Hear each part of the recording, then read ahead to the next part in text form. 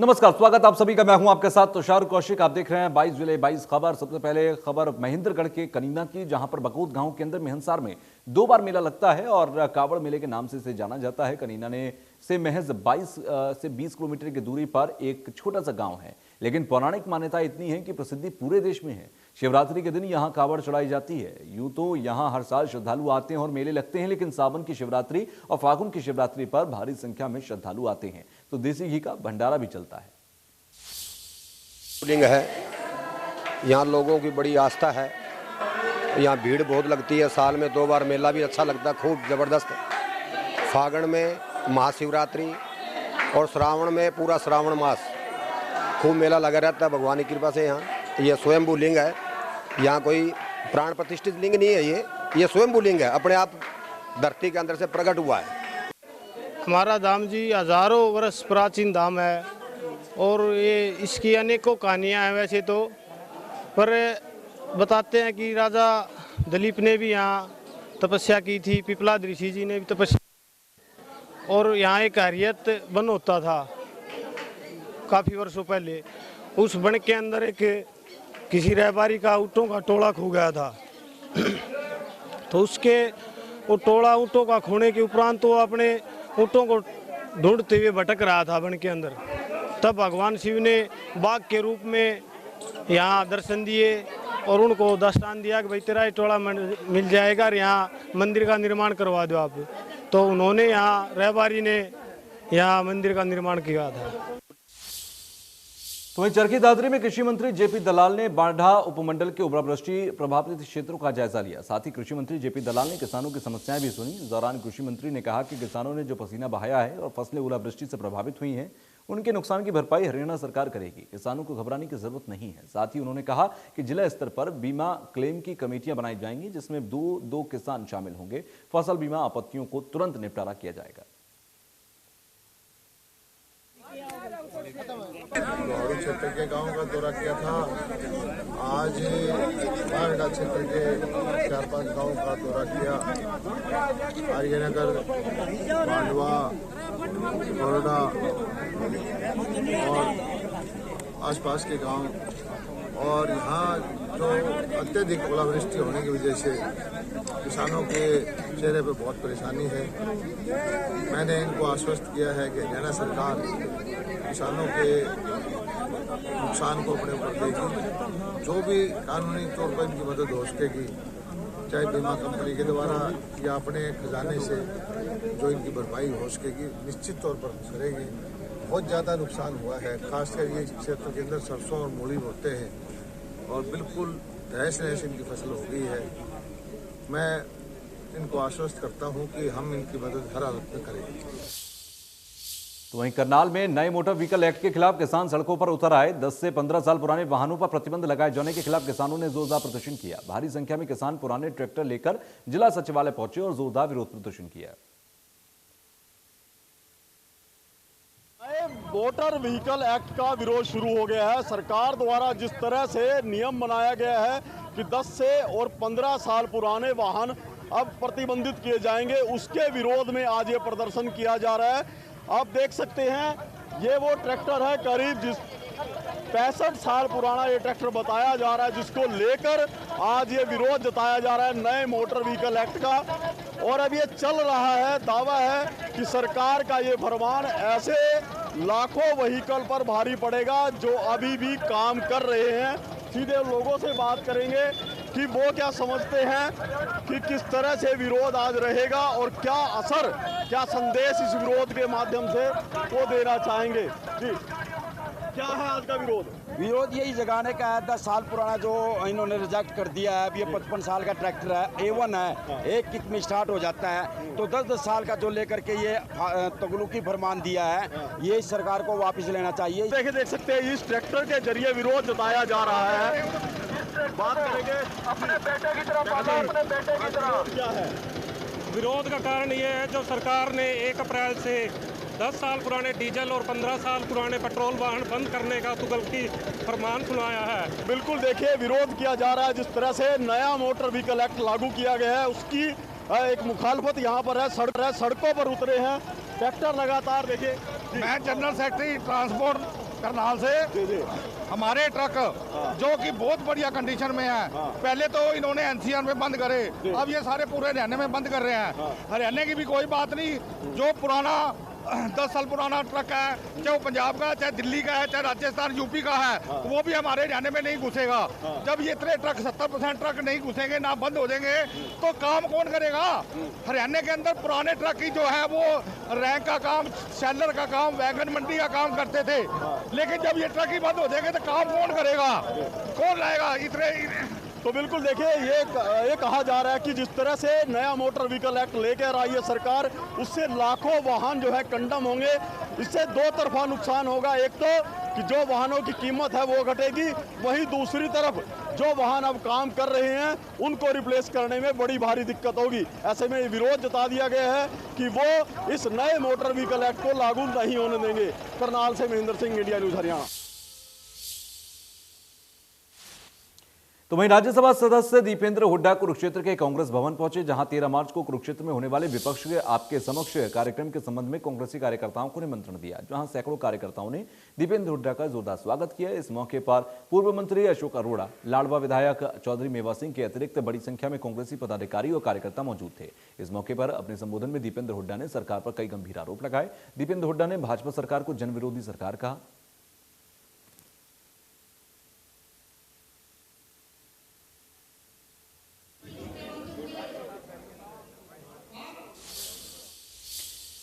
तो वहीं नेहरू नेता अभय चौटाला नारायणगढ़ पहुंचे, हल्का स्तरीय कार्यकर्ता सम्मेलन को संबोधित किया। वहीं अभय चौटाला ने कहा कि हरियाणा में बीजेपी जेजेपी सत्ता में है। बीजेपी जेजेपी से नफरत करते हैं लोग। जेजेपी से ज्यादा नफरत इसलिए करते हैं क्योंकि जेजेपी ने लोगों के साथ धोखा किया। ये चुनाव के समय चौधरी देवीलाल जी की नीतियों का बखान करते थे, बड़े बड़े वादे करते थे।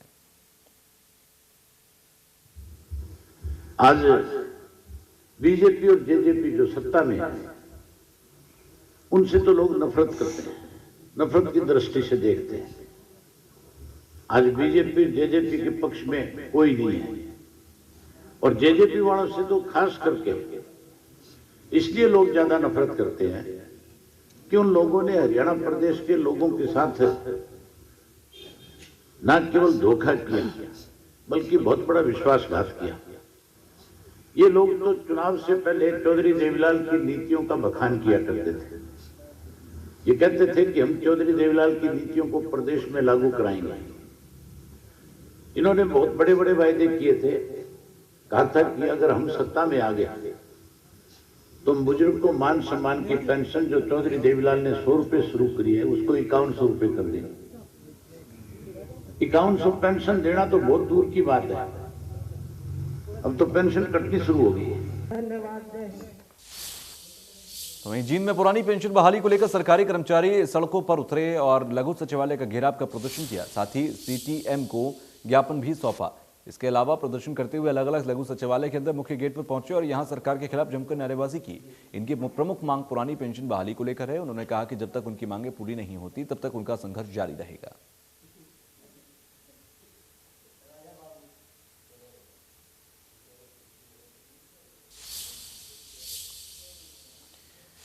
वहीं यूक्रेन में फंसे छात्रों के लिए आवाज उठाने के लिए फतेहाबाद के अंदर कांग्रेस की ओर से राष्ट्रपति के नाम जिला उपायुक्त को ज्ञापन सौंपा गया। कांग्रेस के पदाधिकारियों ने सरकार से मांग करते हुए कहा कि यूक्रेन में फंसे भारतीयों को जल्द से जल्द भारत लाया जाए ताकि उनके परिवार में खुशी का माहौल रहे। उन्होंने कहा कि यूक्रेन में भारतीयों के साथ बर्बरता की जा रही है। सरकार ने कहा था कि यूक्रेन में फंसे सभी भारतीयों को जल्द से जल्द लाया जाएगा, लेकिन सरकार की गलत विदेशी नीति के चलते भारतीयों को दिक्कतों का सामना करना पड़ा। रोमानिया, पोलैंड बॉर्डर पर सिर्फ भारतीय छात्र छात्राएं हैं। उनके पास ना तो खाने का कोई सामान है, ना पीने का पानी है। ऐसे में छात्र छात्राएं बॉर्डर पर परेशान हो रहे हैं। उन्हें सरकार जल्द से जल्द भारत लाए।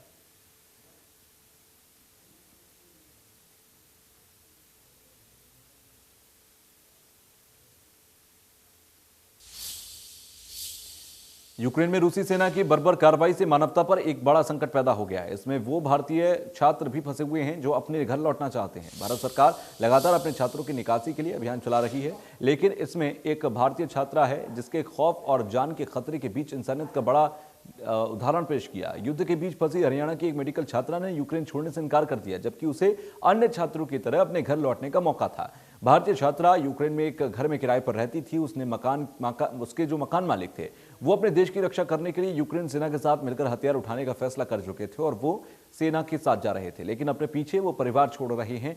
एक परिवार जिसमें उनकी पत्नी है, 3 बेटियां हैं। अब भारत की इस बेटी ने अपने मकान मालिक के परिवार की देखरेख का जिम्मा उठाया। हरियाणा के चरखी दादरी जिले की एक टीचर ने बताया कि भारत की मेडिकल स्टूडेंट नेहा ने अपनी मां से कहा, मैं जिंदा रहूं या ना रहूं, लेकिन मैं इन बच्चों और इनकी मां को इस हालत में छोड़कर नहीं जाऊंगी। ये बच्चों की भी, बच्चे दूर है तो टेंशन तो है ही उसकी, तो सरकार से ये है कि उन बच्चों को जल्दी से जल्दी घर पे उनके लिए कोशिश करे। वो कोशिश कर रही है गुड़िया उस बारे में, उनकी जैसे जो जितना भी उनका सर्कल है वो भाई बच्चों उनको आपस में भी वो बच्चे पैनिक ना हो, एक दूसरे की हेल्प कर रहे हैं वो सारे। तो हमारा तो आला अधिकारियों से अभी यही है, अभी संपर्क तो इतना नहीं हुआ, लेकिन रिक्वेस्ट कर रहे हैं कि वो गुड़िया को जल्दी से जल्दी हमारे यहाँ जितने भी यूक्रेन में बच्चे हैं उन सबको वापस लाने की कोशिश करें। गुड़िया से रोज़ाना बात होती है, हमारे हालात तो वहाँ नाजुक ही है, क्रिटिकल पोजीशन बनी हुई है और हमने जो भी सरकार द्वारा नंबर दिए गए हैं, हेल्पलाइन नंबर दिए गए हैं या मेल दी गई है, उन पे हमने सभी पे मेल किए और हेल्पलाइन नंबरों पे हमने संपर्क करके वहाँ की स्थिति के बारे में बताया है। हम सरकार से यही हमारी अपेक्षा है, रिक्वेस्ट है कि सभी वहाँ हमारा नहीं, सारे जो हमारे देश के बच्चे हैं वो सभी सकुशल लौटें, ये हमारा देश का भविष्य है। तो वहीं हरियाणा के सोनीपत पुलिस की तरफ से खालिस्तानी संगठनों से जुड़े 4 सुपारी किलर के लोगों को 8 दिन का पुलिस रिमांड पूर्ण होने के बाद जिला अदालत में पेशी के लिए लाया गया, जहां आरोपी सागर और सुनील को 4 दिन का पुलिस रिमांड मंजूर हुआ, तो जतिन और सुरेंद्र को जुडिशियल कस्टडी में जिला जेल भेज दिया गया। पुलिस ने खुलासा किया है कि पंजाब में शिवसेना नेता और मोहाली के ट्रैवल एजेंट ने इन्होंने हत्या वारदात को अंजाम देना था, जिसके फोटो इनके भेजे जा चुके थे।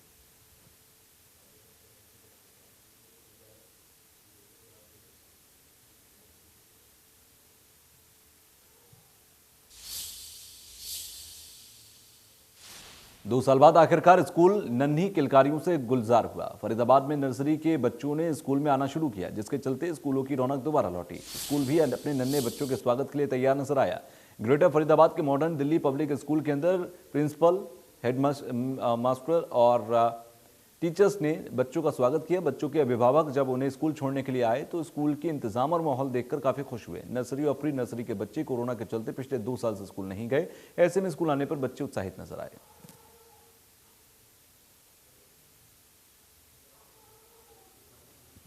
स्कूल ने दिल से उनका स्वागत किया है और जब हम स्वागत कर रहे थे, आप खुद भी वर्तमान थी, आप प्रेजेंट थी वहाँ पर। पेरेंट्स बच्चे को दोनों हाथों से पकड़ के आ रहे हैं, एक मदर ने पकड़ा हुआ, एक फादर ने पकड़ा हुआ है, लेकिन हमने टीचर्स ने, मैंने, वाइस प्रिंसिपल बच्चों को उंगली से पकड़ा और हमारे साथ हो और they were given a warm welcome. बहुत ही प्यार से बच्चों को लिए और क्लास में ले गए। क्लास में डिजिटल बोर्ड के ऊपर उनके गाने चल रहे हैं, टीचर डांस कर रही हैं, बच्चे डांस कर रहे हैं, आपने देखा है। सर पूरा दिन ऐसे रहे, they will really enjoy, they will forget the house. वो माँ और घर को भूल जाएंगे, स्कूल को याद करेंगे।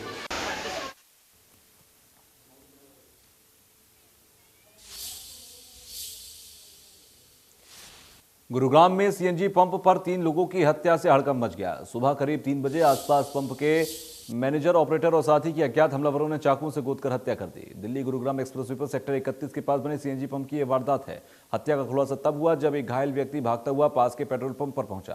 पेट्रोल पंप कर्मियों ने पुलिस को सूचना दी, जिसके बाद पुलिस मौके पर पहुंची और जांच शुरू हुई। सीएनजी पंप पर लगे सीसीटीवी कैमरे भी वारदात के कुछ देर पहले बंद कर दिए गए। वारदात के पीछे की वजह अभी साफ नहीं हो पाई है। वहीं पिछले दिनों गुरुग्राम में यह तीसरी बड़ी वारदात है। इससे पहले पटौदी इलाके के अंदर 2 सगे भाइयों के दिन दहाड़े गोली मारकर मौत के घाट उन्हें उतार दिया गया था और बाबूपुर के सरपंच को घर में घुसकर गोलियां मार दी गई थी, जिससे अब पुलिस पर सवाल उठ रहे हैं।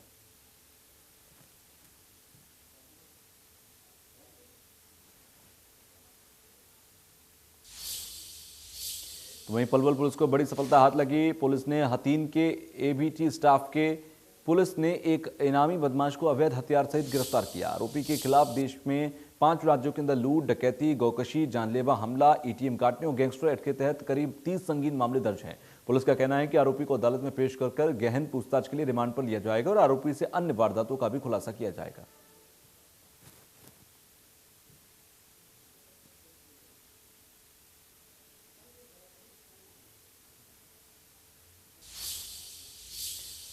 तो पानीपत के ताऊ देवीलाल पार्क में देर रात चौकीदार और माली पर 8 से 9 हथियारबंद बदमाशों ने हमला किया। हमले में घायल चौकीदार और माली की पानीपत के सिविल अस्पताल में उन्हें ले जाया गया। वहां इलाज हुआ, जहां डॉक्टर्स ने चौकीदार को तो मृत घोषित कर दिया। पुलिस ने चौकीदार के शव को कब्जे में लेकर पोस्टमार्टम के लिए सामान्य अस्पताल में के शव गृह में रखवा दिया है। वहीं घायल माली का इलाज सामान्य अस्पताल में ही चल रहा है। वहीं घटना की सूचना मिलने पर परिजनों ने बताया कि उन्हें भी घटना की सूचना मिली थी, लेकिन वारदात की किस वजह से अंजाम दिया गया ये साफ नहीं हो पाया है। वहीं परिजनों ने मृतक की किसी के साथ रंजिश न होने की बात भी बताई है।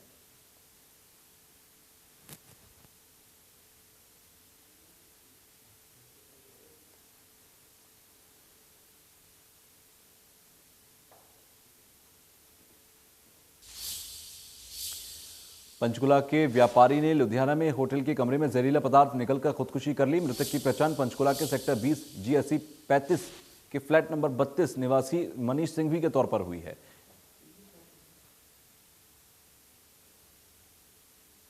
पंचकुला के सेक्टर 20 में रहने वाले एक व्यापारी की लुधियाना के एक होटल में संदिग्ध हालात में मौत होने का मामला सामने आया है।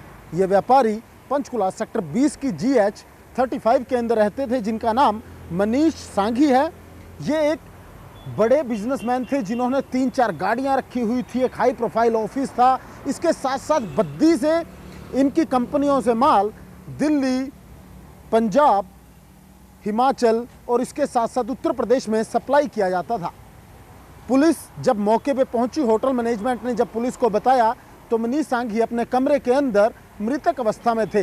परिवार जब मौके पे पहुंचा तो उन्हें लगा कि ये मामला कुछ गड़बड़ में है। ऐसे में पुलिस ने शव का पोस्टमार्टम करवाया, जिसे देखते हुए और जो प्राइमा फेसी हालात हैं उन्हें देखते हुए पुलिस को लग रहा है कि मनीष सांघी ने हो सकता है सुसाइड किया हो, जिसके चलते उनका पोस्टमार्टम करवाया गया। अब इस तरह रिपोर्ट को भेजा गया है।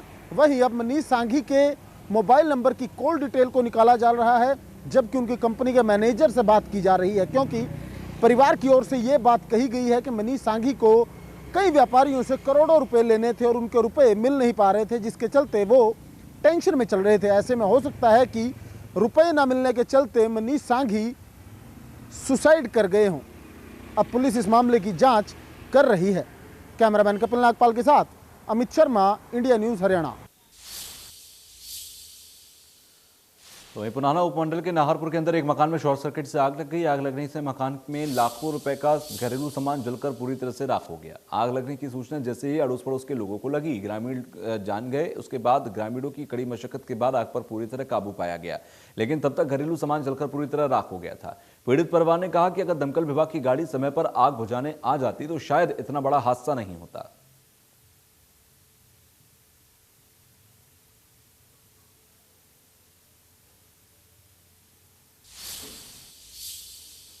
तो इसी के साथ फिलहाल के लिए बस इतना ही। आगे भी खबरों का सिलसिला जारी रहेगा। देखते रहिए इंडिया न्यूज़।